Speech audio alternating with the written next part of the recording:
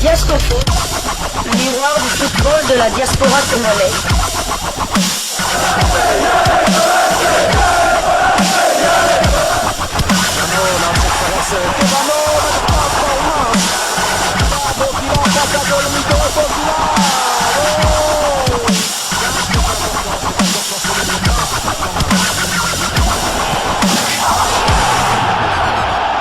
Diasco Foot, le miroir du football de la diaspora congolaise. Vous êtes sur Diasco Foot, le miroir du football de la diaspora congolaise. Diasco Foot vous dit bonjour, tout le plaisir est pour nous de vous retrouver, mais surtout de savoir que vous êtes nombreux en train de suivre votre chaîne YouTube dédiée uniquement aux footballeurs de la diaspora congolaise. C'est l'heure de partager avec vous quelques news que nous avons pu récolter pour vous, des news concernant la tanière des léopards de la République démocratique du Congo, et cela dans le cadre de cette deuxième livraison sportive de ce vendredi 29 mars 2024. Nous avons pris pour habitude depuis un certain temps de vous proposer des portraits de quelques binationaux congolais qui pourraient pourquoi pas demain renforcer la tanière. Ces portraits que nous faisons ne signifie pas que Sébastien Desabre doit absolument les recruter, mais il faudrait que les Congolais soient au courant des binationaux qui évoluent, et surtout ceux qui sont dans le haut niveau, des jeunes qui pourraient s'améliorer et demain renforcer notre tanière, parce que Sébastien Desabre et nous aussi, public sportif, nous sommes tous en quête de renfort pour notre tanière. On a eu à suivre la RDC lors de la dernière CAN. Il ne faudrait pas que notre demi-finale soit l'arbre qui cache la forêt, qui cache des insuffisances que nous avons tous constatées. Donc des renforts ne peuvent pas être perçus comme un mal, plutôt comme un bien. Nous allons vous parler du jeune Stanley Nzoki, de son nom complet Stanley Pierre Nzoki, qui est un footballeur franco-congolais né un certain 9 avril 1999 à Poissy. Nous sommes là en France. Il évolue au poste de latéral gauche. Il peut aussi être utilisé comme défenseur central. Encore un autre défenseur polyvalent. Actuellement, il évolue en Bundesliga en Allemagne dans le club de Hoffenheim. Il mesure 1m86. Il porte le dossard 34. Son pied fort est le pied gauche. Dernièrement, on vous a parlé plus des défenseurs qui étaient forts au pied droit, mais lui, il est fort au pied gauche. Alors, je l'ai dit, il est né à Poissy, c'est dans les Yvelines en France. Il grandit à Roissy en Brie, en Seine-et-Marne et en région parisienne. Fils de deux parents congolais, il est le troisième enfant de la fratrie. Il commence le football à l'âge de 8 ans à l'US Roissy en Brie, avant d'être repéré par les recruteurs de plusieurs clubs français, dont les Girondins de Bordeaux, le FC Metz, le Racing Club de Lens, le Toulouse FC ou encore le Paris Saint-Germain. C'est lors de son passage au test d'entrée à l'INF Clairefontaine que le recruteur du Paris Saint-Germain, responsable du recrutement des jeunes joueurs, Pierre Reynaud, et le directeur du centre de formation, Bertrand Rezeau, formule une proposition aux joueurs et à ses proches. Le projet est alors basé sur des engagements fermes et matérialisés sur le plan scolaire, tout autant que le plan sportif. Plan de carrière des jeunes élites, pré et formation, centre de formation, stagiaire pro, objectif final, projection vers l'effectif professionnel du PSG. À 13 ans, en septembre 2012, il rejoint le club francilien via la structure formation. Le centre de formation se charge de mettre en contact le candidat avec les structures de service civique ou les lieux de stage. Et c'est situé à Verneuil-sur-Seine. Nous sommes toujours dans les Yvelines.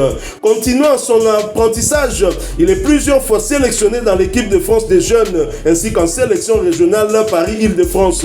En 2014, Nzoki intègre le centre de formation du Paris Saint-Germain au camp des loges, toujours dans les Yvelines.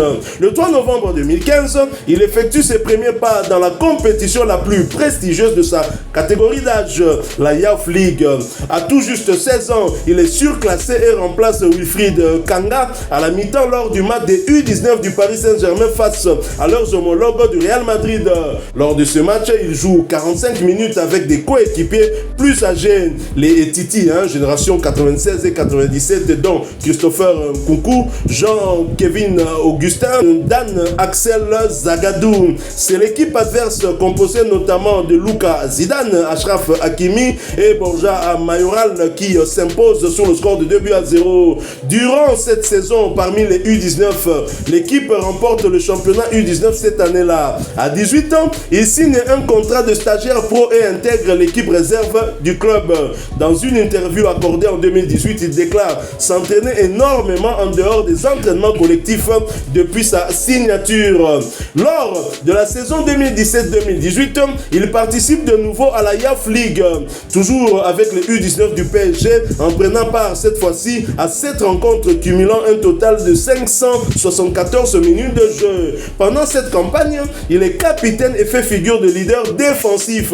Il participe intégralement à chaque rencontre jusqu'à sa sortie sur blessure à la 34e minute en 8e de finale à domicile face au FC Barcelone. Il effectue ses premières minutes en match officiel avec le groupe professionnel du Paris Saint-Germain contre Caen le 20 décembre 2017 avec une victoire 3-1 au Parc des Princes en entrant à la place de Marquinhos à 25 minutes du terme. En fin de saison, le groupe professionnel remporte le championnat de France 2017-2018. Dans le cadre de l'avant-saison 2018-2019, il part en stage de préparation avec le groupe professionnel du Paris Saint-Germain durant lequel il participe à 3 matchs de l'International Champions Cup 2018. Il a également joué 2 matchs amicaux contre des clubs français pour un bilan d'une victoire et d'une défaite. Le 4 août 2018, lors du trophée des champions au stade du centre sportif universitaire de Shenzhen, il est titularisé au poste de latéral gauche. Ntsoki s'illustre dans ce match par 2 passes décisives, une pour Christopher Nkunku et une autre pour Timothy Weah, lors de cette victoire 4-0 face à l'AS Monaco. Le 16 septembre 2018, après avoir été approché par l'Olympique de Marseille, Newcastle ainsi que Liverpool, Ntsoki signe son premier contrat professionnel avec le Paris Saint-Germain, son club formateur, pour une durée de 3 saisons. Dans ce nouvel exercice, il joue davantage et le nouvel entraîneur en fonction arrivé au poste en juillet 2018, Thomas Tuchel, compte alors sur lui. Le transfert de dernière minute de Juan Bernat, latéral gauche en provenance du Bayern Munich, place Ntsoki en 3e position pour une titularisation à ce poste.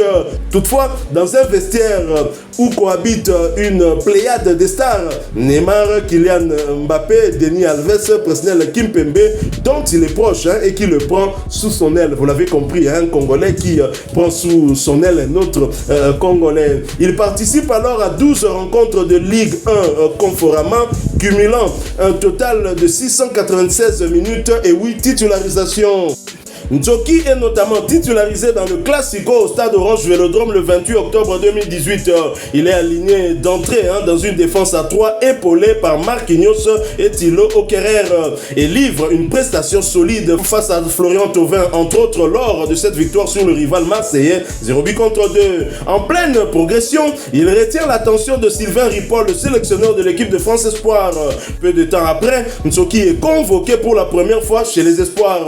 Malgré une blessure lors du rassemblement avec le Bleuet, il réalise une saison correcte dans ce groupe et remporte à nouveau le titre de champion de France, son 2e avec le Paris Saint-Germain.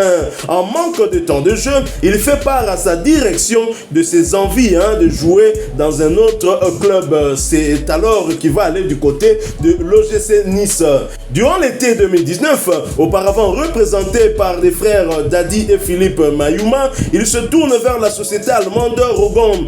Durant la même période, il a été convoité par le club de Newcastle, par la Juventus de Turin ainsi que par l'Olympique lyonnais. Il s'engage le 31 août 2019 avec l'OGC Nice en échange d'une indemnité de transfert de 12,5 millions d'euros pour une durée de 5 saisons. L'OGC Nice, entraîné par Patrick Vieira, a récemment changé de propriétaire et est alors détenu par le groupe Ineos appartenant à la première fortune britannique Sir Jim Ratzlife. Nsoki fait partie des 5 jeunes recrutés pour renforcer l'effectif de l'équipe.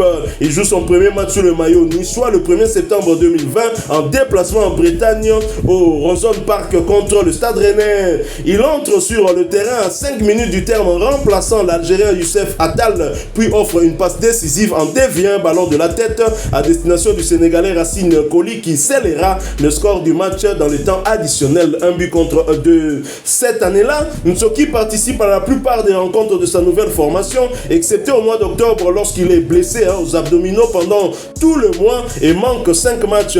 Hormis cela, il est systématiquement titularisé soit en latéral gauche, souvent au profit de Malang Sarr, ou bien dans l'axe pour suppléer le capitaine Dante blessé à la cheville pour 2 matchs lors des 7e et 8e journées de championnat. Il participe également aux 3 rencontres de Coupe de France de l'OGC Nice avant que l'équipe ne soit éliminée de la compétition en 8e de finale lors d'un match à domicile où un pénalty a été concédé dans les temps additionnels et transformé par Oussem Aouar. 1-2. On était à la 93e minute. Les Niçois prendront leur revanche sur la précédente défaite 3 jours plus tard. Toujours à l'Alliance Riviera à de Nice et encore sur le même score 2-1.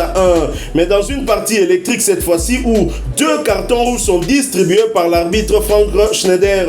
La saison 2019-2020 se termine précocement pour Nsoki et l'OGC Nice en raison de la crise sanitaire internationale liée au coronavirus. Après une victoire 2-1 à domicile face à l'AS Monaco le 7 mars 2020, grâce notamment à un doublé de Kasper Dolberg dans toutes les dernières secondes de jeu.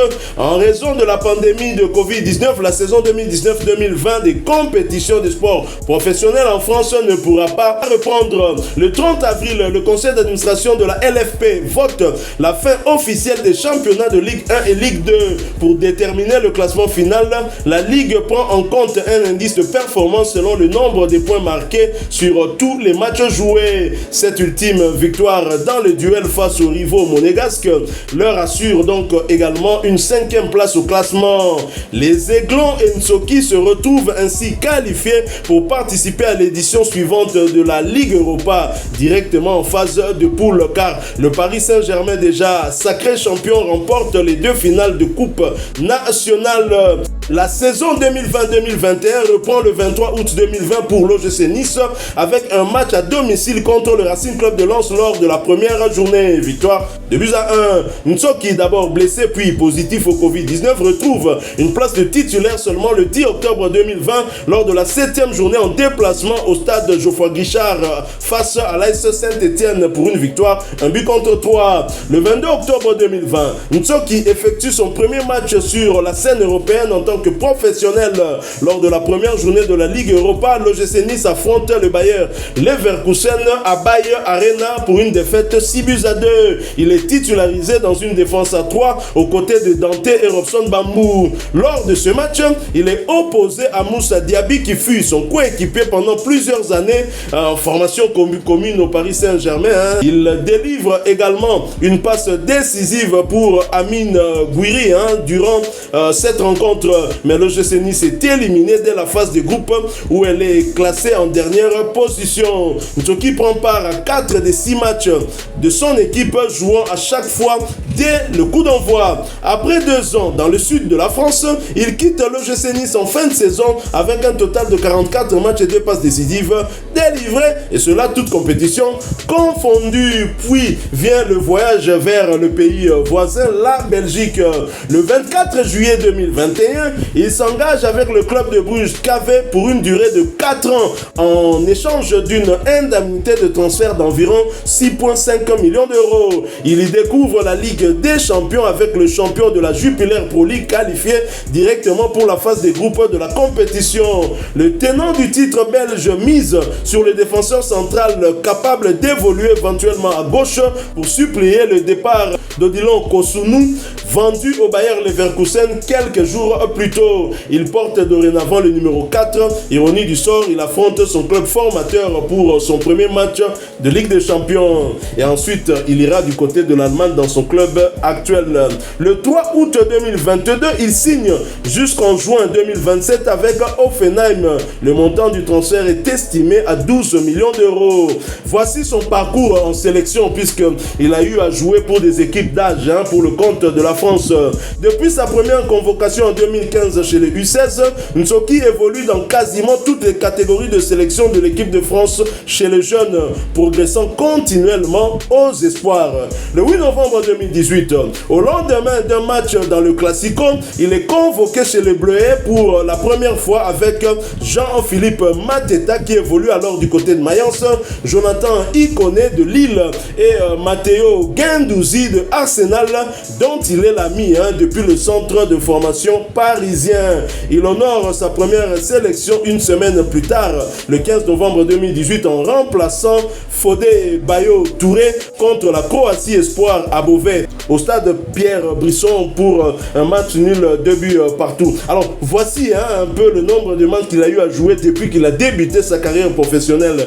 Lors des saisons 2017 à 2019 avec le Paris Saint-Germain, il a disputé 16 matchs seulement. C'est à cause de cela justement qu'il avait demandé à être transféré. Il est allé du côté de l'OGC Nice entre 2019 et 2021 où il joue 44 matchs. Ensuite, il ira du côté du club belge de Bruges, saison 2021-2022, 42 matchs disputés. C'est dire que les Belges l'avaient sérieusement utilisé. À Hoffenheim, il est là depuis 2022. Jusque-là, il en est à 28 matchs. Il a tout de même inscrit un but. En équipe de France depuis 2015, je l'ai dit, chez les U16, 5 matchs joués. 2015 encore chez les U17, 3 matchs joués. 2017 chez les U19, 3 matchs joués. 2017 chez les U20, 1 match joué. 2018 chez les Espoirs, 1 match joué. Donc depuis 2018, il n'a plus joué avec l'équipe de France. Un joueur franco-congolais, je l'ai dit, et donc qui peut porter les couleurs de la République démocratique du Congo. Alors que pensez-vous de Nsoki qui est un défenseur avec un très bon profil? On a eu à parler des joueurs qui avaient le profil de jouer soit dans l'axe de la défense, en défenseur central, ou alors comme back droit. Mais lui peut jouer aussi comme axial, mais c'est plutôt un latéral gauche. Donc du côté de Masuaku et de Kayembe, que pensez-vous de ce profil et de son parcours? Un très bon profil, un joueur qui est dur sur l'homme et il prend souvent d'ailleurs des cartons jaunes, souvent des cartons rouges. Personnellement, je l'ai connu lorsqu'il était arrivé à Bruges en 2021 là, et son premier match en Ligue des Champions encore face au PSG, je ne sais pas si c'était parce que c'était son club formateur, il était vraiment très motivé, mais ce jour il a sorti une prestation XXL. Souvenez-vous, c'était l'année où Messi est arrivé au PSG. Donc il y avait Mbappé, Neymar, Messi et Di Maria. Donc et Bruges avait tenu en échec le PSG ce jour-là en menant Enzo qui était titulaire dans l'axe de la défense. Moi je l'ai plus souvent connu dans l'axe de la défense. C'est vrai que parfois il dépannait aussi à l'arrière gauche et lorsqu'il joue à une défense à 3, là il joue souvent comme arrière central gauche. Mais sauf que malheureusement après Bruges il a souvent des blessures et en Allemagne il n'est pas vraiment titulaire indiscutable. Vous l'avez dit, cette saison il a joué 11 matchs, 2 cartons jaunes. Il a manqué 6 matchs pour une blessure au genou et le reste il était souvent sur le banc, il n'est pas rentré. Donc au total des matchs depuis qu'il est à Hoffenheim, il a joué 32 matchs. Bon, c'est mis à jour par 23 fois comme titulaire, 1 but marqué, 3 cartons jaunes et 3 cartons rouges aussi. Donc il a autant de cartons jaunes que cartons rouges.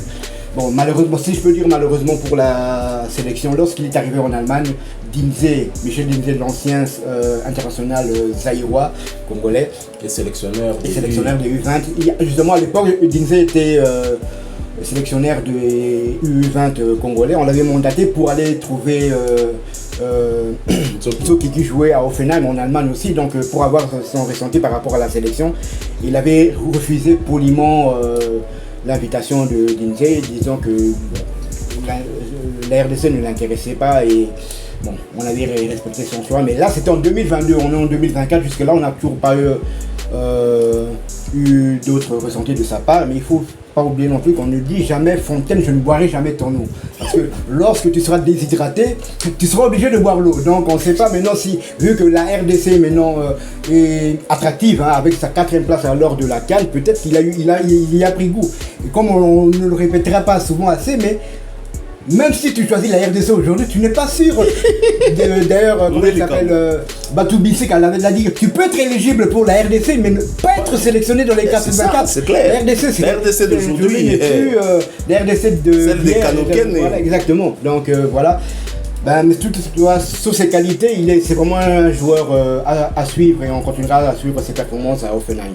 Ça sert à rien, Toinaba Naoyo, ça ne sert à rien. On ne dit jamais, jamais, je l'ai dit, hein, quand même, hein, même pour dire jamais, on est obligé de dire encore jamais. Donc, ça sert à rien, Toinaba Naoyo. Premier choix Nabango, à part Noah Sadiki, jamais Zalana no RDC, Bano Babotami Kona surtout. Même Babotami Awamake jeune, hein, le cas de Axel Twanzebe, hein, donc premier choix la bango zalana on a nubisote donc Tsoki asali na fierté zakaka ndenge bango surtout bazali mais comité de freinage a travaillé. Je le dis, hein, c'est depuis 2018 qu'il n'a plus évolué avec les sélections françaises, certainement dû à ses blessures à répétition qui ralentissent sa carrière. Bon, c'est vrai, d'un autre côté on pourrait dire aussi que ces blessures là feront qu'ils ne seraient peut-être pas à 100%, ne reviennent pas à leur meilleur niveau, ils viennent en sélection, mais pour nous avons besoin des qualités à comparer avec ce que nous avons déjà en sélection, hein, soit pour remplacer un joueur vieillissant qui est à la porte de la sélection, soit alors peut-être parce qu'il est tout simplement meilleur en ce moment-là, et puis on peut l'aligner, hein, pour avoir une équipe la plus forte possible face à des adversaires aussi aguerris. La République démocratique du Congo veut revenir en tout cas sur l'échiquier africain à la tête, hein, parmi les 5 meilleures nations. Pourquoi pas, on en a des capacités, on en a des possibilités. Nsoki, c'est un joueur qui a déjà été champion, donc c'est quelqu'un qui a l'expérience, il a déjà été champion. Tout à fait. Bon, pour revenir on se souvient de comment il s'appelle, Kanili Imboula. Donc il est pas une catégorie Boyaki RDC, surtout son père, Boyaki RDC n'a monté Mamoko, mais finalement Ayaki Nathaniel Wana. On se rappelle aussi de Charles Piquel, Tango Ayaki Kosal sa passeport. Ayaki Kosal sa passeport.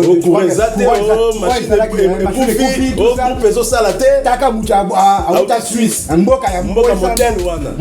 montre. Donc ma ponctualité, la rigueur et ça bango. Donc on dit non Mboka Boyena Boya de Azwag, Bisakane, Azonga et Suisse, Tinega Azonga de sabre. Donc voilà, avant lui, il y a eu des joueurs aussi qui avaient dit non à la sélection. On se souvient aussi que des joueurs comme Kakuta et même en étant déjà sélectionnant avec la RDC, ils avaient mis un frein à la sélection nationale, comme même Bakambu après la mésaventure le dernier match de qualification pour la Coupe du Monde contre le Maroc. Il avait dit qu'il ne jouerait plus pour en équipe nationale et tout ça, mais il est quand même revenu. Donc voilà quoi. Donc tous on comptait, non, bon, on sait jamais, comme on dit, Nini, tout peut s'attendre, attend. Voilà, Nsoki, 3 fois champion dans 2 pays différents. Il est champion de France, première division française avec le Paris Saint-Germain, de Kylian Mbappé, de Neymar et même Messi, lors des saisons 2018 et 2019. Et il est champion de Jupiler Pro League, hein. Maintenant c'est Jupiler League, je pense, le championnat belge de première division avec le club de Bruges. Il a également gagné le trophée des champions vainqueurs en 2018 et le championnat U19 en 2016. Donc Amakila va champion. Donc si vous voulez être peut-être premier dans les éliminatoires du mondial, il faudrait bien penser à recruter Nsoki. Mais curieusement, je pense que c'est même dû à des blessures. Sa valeur marchande actuellement est évaluée à 3 millions d'euros, alors que le Paris Saint-Germain l'avait vendu à 12,5 millions et l'OGC Nice le vend du côté de Bruges à 6,5 millions et les Bruges vont le vendre du côté d'Offenheim à plus ou moins 12 millions. Mais actuellement, sa valeur marchande est en baisse, 4 fois en tout cas en baisse, hein. C'est évalué à 3 millions d'euros. Est-ce que ce serait par rapport à ces blessures justement? Oui, c'est un peu que ça, parce que il faut savoir que depuis qu'il est en Allemagne, il a quasiment raté près d'un tiers des matchs rien que sur blessure et ou suspension, tout ça. Donc ça fait quand même beaucoup. C'est un joueur qui est quand même assez fragile, hein. Depuis le GC Nice, il se blesse souvent malheureusement. Et ça doit être dû à ça. Il a joué avec des joueurs expérimentés du côté du Paris Saint-Germain. On peut citer Presnel Kimpembe, des Marquinhos qui l'ont encadré. Presnel Kimpembe d'ailleurs qui l'avait vraiment pris sous son aile. Hein, on comprend, Wana Makila et Gangaki. Et mais également du côté de l'OGC Nice avec Dante, un joueur très expérimenté. Je pense qu'il a eu à acquérir plus d'expérience. Hein. Ben, on ne sait pas si demain il pourrait rejoindre la tanière, mais en tout cas, ce qui est sûr, c'est qu'il reste éligible pour jouer soit avec la France, soit avec la République démocratique du Congo. Stanley Nsoki, c'est son nom. Retenez-le bien. Hein. Je l'ai dit, il est né un certain 9 avril 1999. Hein. Si vous avez aimé ce sujet, vous l'avez compris, nous sommes arrivés à la fin. Laissez-nous un maximum de j'aime. Laissez-nous aussi en commentaire votre point de vue sur ce défenseur qui a un profil intéressant. Il est polyvalent, il peut jouer dans l'axe, mais son poste de prédilection, c'est bien latéral gauche pour suppléer demain peut-être à l'absence ou à l'indisponibilité d'Arthur Maswaku et ou de Kayembe. C'est vrai que nous avons aussi Vital Timba qui jusque-là n'a pas encore eu sa chance. C'est un très bon latéral gauche des Girondins de Bordeaux actuellement en Ligue 2 française. Vous êtes nouveau sur cette chaîne Diasco Foot parce que nous sommes le miroir du football de la diaspora congolaise. Et bien abonnez-vous, n'oubliez pas d'activer la petite cloche de notification histoire de ne plus rien manquer des prochains sujets que nous allons vous proposer. Merci une fois de plus à vous. Hein. Nous espérons vous retrouver très bientôt si Dieu nous prête vie dans un autre sujet d'actualité. En attendant, portez-vous bien. Diasco Foot vous dit au revoir.